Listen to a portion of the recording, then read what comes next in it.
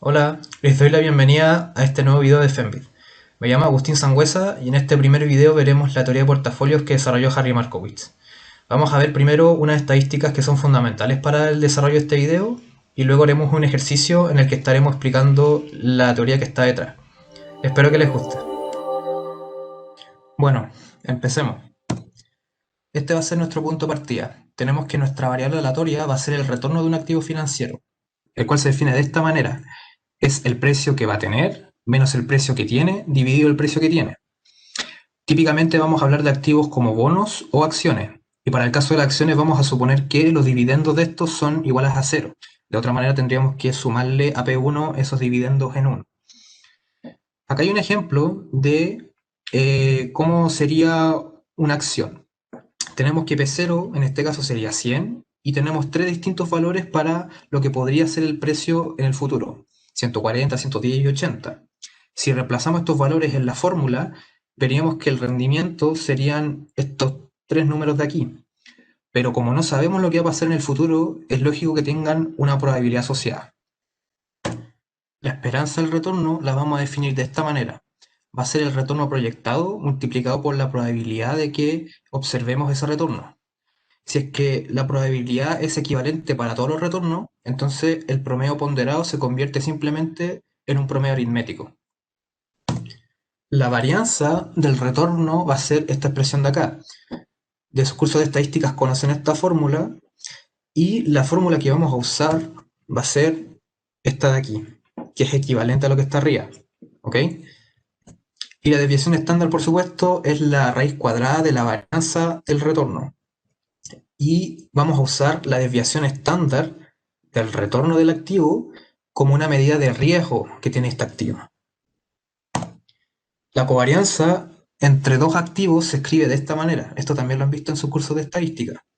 La fórmula que vamos a usar va a ser esta, que es equivalente a lo que está arriba.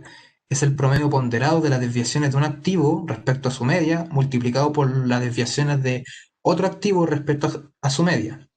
El problema que tiene la covarianza es que si bien nos dice la dirección que toma una variable respecto a otra, lo que no nos dice es la magnitud de asociación lineal que tienen estas variables. Y por eso tenemos la correlación entre estas variables, la cual se define como la covarianza de los retornos de estos activos dividido por las desviaciones, la multiplicación de las desviaciones estándar de estos activos. Y si les gustan las demostraciones, se puede demostrar por desigualdad de Cauchy-Schwarz que esta correlación está entre -1 y 1. Y, por supuesto, también podemos expresar la covarianza de los activos X e Y como la multiplicación de las desviaciones estándar y la correlación. Ahora vamos a ver un ejemplo. Tenemos dos activos financieros y tenemos tres escenarios de la economía, de auge, normal y recesión con su probabilidad de ocurrencia asociada. Y tenemos tasas de retorno proyectadas en esos escenarios. Lo que vamos a hacer va a ser sacar el retorno esperado de estos activos, su varianza de desviación estándar, la covarianza entre ellos y su correlación. Acá tenemos los resultados del retorno esperado de los dos activos. ¿Cómo llegamos a esos resultados? Ocupando las fórmulas que les enseñé anteriormente. Tenemos tres términos. La probabilidad de ocurrencia de ver estos retornos multiplicado por esos retornos. Y al final llegamos a estos dos valores. Aquí tenemos los resultados de la varianza de los retornos de ambos activos.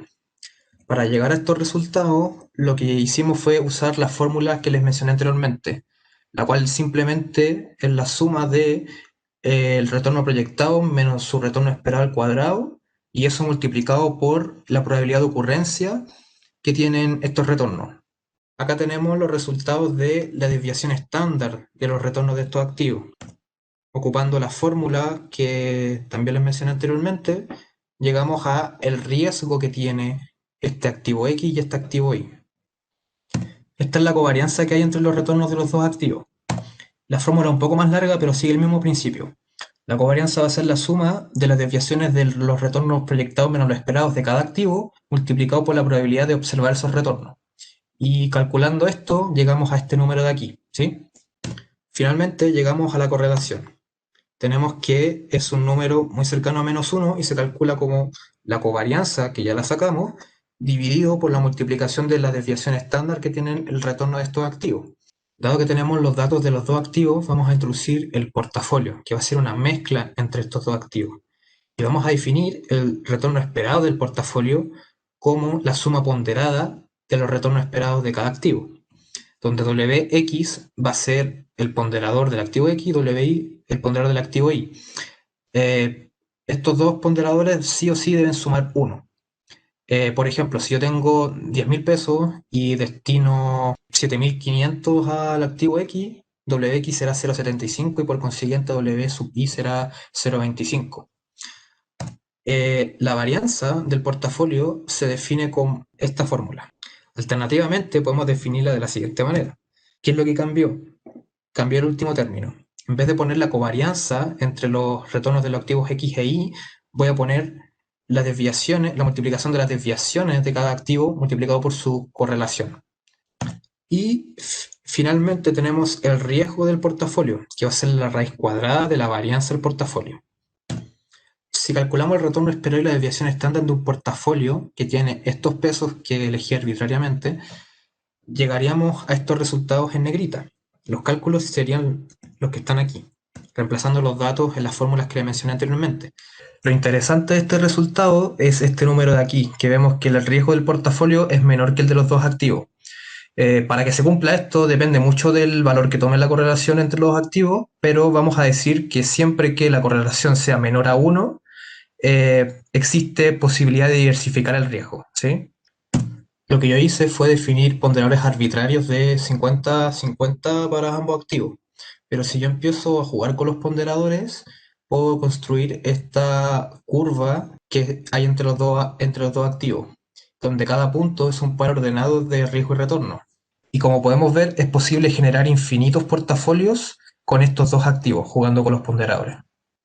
Ahora vamos a hablar del poder de la diversificación que tienen los portafolios mediante la correlación que tienen los dos activos que la conforman. Acá tenemos una acción de Coca-Cola y una acción de Intel. Y también tenemos distintos valores que puede tomar la correlación. Lo interesante de esta imagen es que podemos ver que independientemente de cuánto sea el valor de la correlación entre los dos activos, el retorno esperado va a ser el mismo, ¿sí? En cambio, la varianza del portafolio y por consiguiente su riesgo, si es que sacamos la raíz cuadrada, va a cambiar. A medida que nos acercamos más a una correlación de -1, el riesgo que va tomando el portafolio es cada vez menor. En el límite, cuando la correlación es -1, el riesgo es 0, como podemos ver aquí. Ahora, imaginemos que la correlación es 1. Si desarrollamos este término y sacamos la raíz para tener el riesgo del portafolio y no la varianza, vamos a llegar a este término de aquí. Es decir, que no existe ninguna posibilidad de diversificar el riesgo. Como pueden ver, es una línea recta. En cambio, si es que yo tengo una correlación de -1 entre los activos, voy a llegar a esta expresión de aquí. Entonces voy a poder elegir cuánto invertir en el activo X y en el activo Y, tal que el riesgo del portafolio se me haga 0, llegando a este punto de aquí. Entonces este sería el poder de la diversificación que tienen los portafolios, en este caso para dos activos. Hasta ahora hemos supuesto implícitamente de que los ponderadores tienen que ser positivos, pero no necesariamente eso tiene que ser así. También podemos tener ponderadores negativos, lo que se conoce como una venta corta. Lo que sí o sí tienen que cumplir esos ponderadores es que estos deben sumar 1 en todo momento. Por ejemplo, veamos este punto de aquí. Lo que tenemos aquí es una inversión de 120% en la acción de Intel y un menos 20% en la acción de Coca-Cola. ¿Qué es lo que está pasando acá? Básicamente lo que estoy haciendo para llegar a este punto es pedirle prestado a la persona que es dueña de la acción de Coca-Cola su acción, para luego venderla en el mercado y con ese dinero invertir en la acción de Intel. De esta manera llegaría a este punto, que está más alejado tanto en riesgo como en retorno que si solamente invirtiera todo mi dinero en la acción de Intel. Ahora, ¿qué pasa cuando agregamos un tercer activo? Ahora tenemos una acción de la compañía Bore. ¿Qué podemos hacer? Bueno, podemos hacer portafolios distintos con estas tres acciones. Por ejemplo, puedo generar portafolios solamente con Bore y Coca-Cola, solamente con Bore e Intel, con Coca-Cola e Intel, o incluso podría generar portafolios con Bore y un portafolio de 50-50 entre Intel y Coca-Cola. Entonces, al igual que en el caso de dos activos, las posibilidades son infinitas. Si nosotros graficásemos las oportunidades que nos entrega el portafolio para invertir en estas tres acciones, podríamos generar esta imagen de aquí, donde esto es la frontera de los activos, en este caso de las tres acciones. Más adelante vamos a hablar de que esto es la frontera eficiente. En gris oscuro podemos ver todas las posibilidades que se como portafolio con pesos positivos, es decir, donde estamos tomando una posición larga que se llama. Y en gris claro también podemos ver los portafolios que se pueden generar incluyendo ventas cortas, que es algo que no voy a profundizar mucho, solamente me interesa que entiendan que se puede generar toda esta área con estos tres activos. Esta es otra imagen. Acá tenemos 10 acciones de distintas compañías. En la línea punteada podemos ver la frontera que se genera al considerar solamente las acciones de Móvil, GE e IBM. Pero también podemos ver otra frontera que se genera al considerar el total de las 10 acciones. El punto de esta imagen es mostrarles que a medida que se van agregando nuevos activos, la frontera se está corriendo cada vez más a la izquierda. Eso significa que podemos generar portafolios que tienen menor riesgo a medida que vamos agregando más activos riesgosos.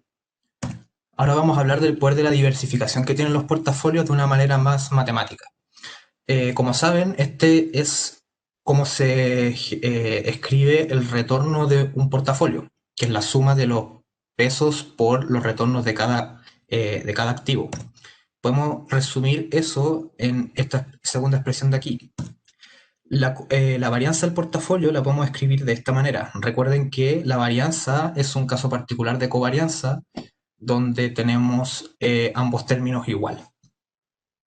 Si nosotros reemplazásemos el primer término con activos con subíndice I y el segundo con el subíndice J, podríamos resumir la varianza del portafolio de esta manera. Dado que los pesos no son una variable aleatoria, podemos sacarlos del término de la covarianza y llegamos a esta expresión de aquí. Ahora vamos a suponer de que invertimos la misma cantidad de dinero para los n activos. De esta manera entonces quedarían los pesos. Podemos escribir la fórmula del portafolio de esta manera. En este primer término tendríamos la varianza de cada activo y este segundo término capturaría lo que son las covarianzas entre los distintos activos.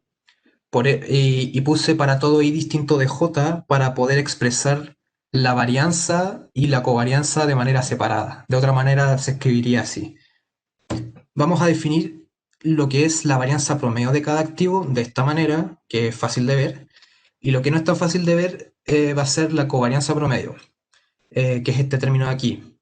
Ahora, ¿por qué dividimos por n cuadrado menos n? Este es el número de covarianzas que existen para un portafolio de n activos. Los n cuadrado representan todos los elementos de la matriz varianzas-covarianza. Y al restarle los n términos de la diagonal principal, nos quedaríamos con los términos de la covarianza. Por eso se expresa de esta manera la covarianza promedio en un portafolio con n activos. Reemplazando lo que definimos anteriormente en la fórmula de la varianza del portafolio, llegaríamos a este término de aquí, ¿sí? Ordenándolo un poco, llegaríamos a esta otra expresión. Comentarios importantes de este segundo término. Imaginemos que n va haciéndose cada vez más grande, en el límite infinito. Este primer término estaría convergiendo a cero y este segundo término estaría convergiendo a la covarianza promedio. Por lo tanto, vamos a definir que este primer término corresponde al riesgo no sistemático del portafolio y este segundo término al riesgo sistemático del portafolio, ¿sí? Ustedes se pueden preguntar qué pasa si la covarianza promedio es negativa, pero eso no puede ocurrir, ya que si bien puede haber una covarianza negativa entre dos activos, por ejemplo, lo que no puede ocurrir es que a medida que voy aumentando el número de activos en un portafolio, estos se vayan en direcciones opuestas de manera simultánea. Eso no puede ocurrir. Por lo tanto, la covarianza promedio siempre va a ser positiva, y en el peor de los casos cero, pero jamás negativa. Ahora, suponiendo que los activos comparten el mismo riesgo y correlación entre ellos, al final tendríamos esta expresión de aquí, ¿sí? Que nos va a ser útil para la próxima diapositiva.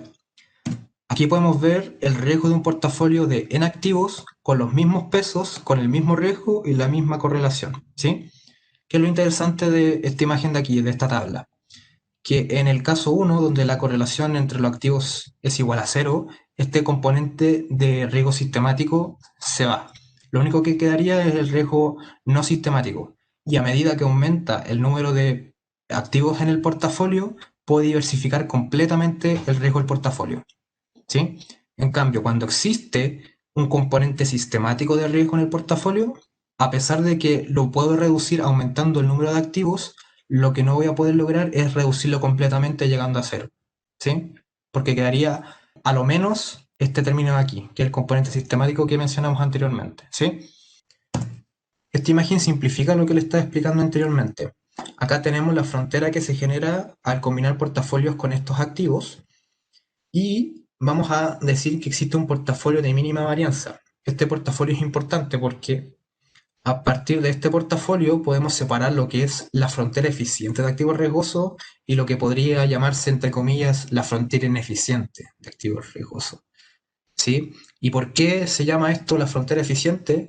Porque a un mismo riesgo existen portafolios que me entregan un mayor retorno. Entonces, eh, personas que invierten van a querer maximizar el retorno minimizando el riesgo. Entonces, a un mismo riesgo voy a quedarme con el portafolio que me entregue mayor retorno. Todos los inversionistas van a querer estar invirtiendo en portafolios que estén en esta línea azul, ignorando los que están en esta línea roja. Entonces, si nosotros quisiéramos calcular los pesos para llegar a este portafolio de mínima varianza, tenemos que resolver este problema de aquí. En ejercicios de clase, nosotros implícitamente suponemos que solamente hay dos activos, ¿ya? Pero es para simplificar y poder hacer los cálculos de manera simple. Si considerásemos más activos, este problema se complejizaría mucho y no se podría evaluar en un control de 10 minutos o en una prueba, por ejemplo. Si nosotros planteásemos el lagrangiano, quedaría de esta manera. Tenemos nuestra función a minimizar, nuestra restricción y el multiplicador de Lagrange. Entonces procedemos como hemos aprendido a lo largo de la carrera y sacamos las condiciones de primer orden. Al final vamos a llegar de que los pesos para encontrar el portafolio de mínima varianza se expresan de esta manera. Usando los datos de nuestro ejercicio, llegaríamos a que el portafolio de mínima varianza tiene estos pesos. Y por supuesto, también podemos sacar el retorno esperado de ese portafolio y sus riesgos, con las fórmulas que también les mencioné anteriormente. Hasta ahora hemos trabajado solamente con activos riesgosos. Ahora vamos a incluir un activo libre de riesgo que vamos a denotar por R sub F. Lo que vamos a hacer van a ser combinar portafolios riesgosos con este activo libre de riesgo, de tal manera de generar una línea recta. Lo que nosotros buscamos es aumentar el retorno disminuyendo el riesgo, ¿sí? Entonces, lo que podemos hacer es tratar de tirar muchas líneas tal que encontremos aquella que me maximice la pendiente. Cuando encontremos el portafolio que maximiza la pendiente de esta línea, que vamos a llamar la línea de mercado de capitales, vamos a encontrar el portafolio de mercado, ¿sí? Que es el portafolio riesgoso óptimo que todo inversionista va a tomar en consideración al momento de invertir. La línea de mercado de capitales se expresa de esta manera. Es el activo libre de riesgo más eh, una fracción que vamos a llamar el ratio de Sharpe multiplicado por el riesgo del portafolio, ¿sí? La línea de mercado de capitales me permite invertir en portafolios que están con más retorno y menos riesgo que aquellos que están en la frontera eficiente. Entonces, los inversionistas van a invertir en algún punto a lo largo de esta línea, dado que es lo mejor que existe, ¿sí? Por ejemplo, imaginemos que estamos en un punto por acá. Este punto sería un portafolio hecho con, digamos, un 50% del activo libre de riesgo y un 50% hecho por el portafolio de mercado, ¿sí? Que, ojo, a su vez, este portafolio de mercado corresponde a un portafolio hecho por todos los activos riesgosos que existen. Entonces, de alguna manera, estaríamos invirtiendo en todos los activos riesgosos y en un activo libre de riesgo. Si, por ejemplo, nosotros invirtiésemos en un portafolio por acá, por ejemplo, lo que estaríamos haciendo básicamente es endeudarnos a la tasa libre de riesgo para con ese dinero invertir más de lo que podíamos antes en el portafolio de mercado, de tal manera de llegar a un retorno más alto, pero por supuesto a un riesgo mayor. Esto es una acción arriesgada porque tengo que devolver ese dinero que pedí prestado a esta tasa. Existe una propiedad muy importante que se llama la propiedad de separación. Básicamente esta propiedad me dice de que las personas que invierten lo hacen en dos pasos separados. El primero sería hacer este ejercicio que les comenté de tirar líneas rectas que van entre un portafolio riesgoso y el activo libre de riesgo, aumentando la pendiente hasta encontrar el portafolio de mercado, ¿sí? Luego, los inversionistas van a decidir dónde posicionarse a lo largo de la línea de mercado de capitales y eso va en función de su aversión al riesgo. Un último comentario es que la línea de mercado de capitales contiene los portafolios que ya tienen su riesgo diversificado. Y esto es sumamente importante para lo que va a ser el modelo KPM. Ahora hablemos un poco más en detalle del ratio de Sharpe. Como sale aquí, es la pendiente de la línea de mercado de capitales. Para encontrar el portafolio de mercado, podemos maximizar esta pendiente sujeto a que los pesos que conforman los portafolios riesgosos deben sumar uno. Por lo tanto, para encontrar el portafolio de mercado deberíamos solucionar este problema de aquí, ¿sí? Ahora, la matemática se complejiza un poco dado que el problema es muy engorroso y esto es solamente con dos activos. Si quisiésemos encontrar un portafolio de mercado con más activos, a mano sería imposible y tendríamos que usar Excel con la herramienta Solver, por ejemplo, para poder resolver este problema. Y se puede demostrar, pero me quedaría demasiado largo, de que el peso para encontrar el portafolio de mercado en el caso de dos activos serían estos de aquí, ¿sí? Lo voy a dejar expresado y no voy a trabajar más porque sería muy largo. Si nosotros usásemos los datos que tenemos de nuestro ejercicio para obtener el portafolio de mercado, suponiendo una tasa libre de riesgo de 1%, llegaríamos a que el peso del portafolio de mercado de nuestro ejercicio serían estos de aquí, ¿sí? Acá tenemos un resumen de lo que hemos hecho hasta ahora. Tenemos nuestro activo X, Y, portafolio mínima varianza y portafolio mercado, cada uno con su retorno esperado y riesgo. Supusimos una tasa libre de riesgo de 1% y como esto es un ejercicio hipotético, me dio que el portafolio mercado es súper cercano al portafolio mínima varianza con un riesgo bien pequeñito. Por lo tanto, vamos a tener que el ratio de Sharpe es una cosa muy grande que se representa por este número.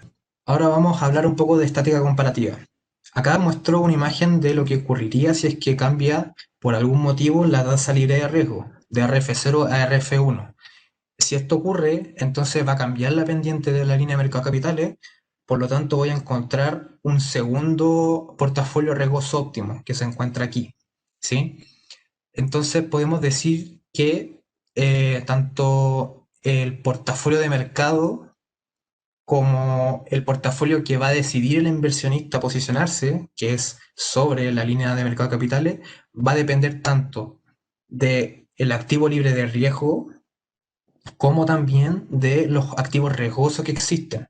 Si por alguna razón el activo libre de riesgo no cambia, pero sí cambian los activos riesgosos, entonces esta frontera se va a mover y por lo tanto voy a encontrar otra línea de mercado de capitales, otro portafolio de mercado y el problema va a cambiar. Bueno, y esto sería la primera parte del video de teoría de portafolios y modelo KPM. La bibliografía que me permitió hacer este video está en estos tres libros de aquí, con su edición correspondiente y capítulo, y recomiendo mucho que lean estos libros porque de verdad son muy buenos.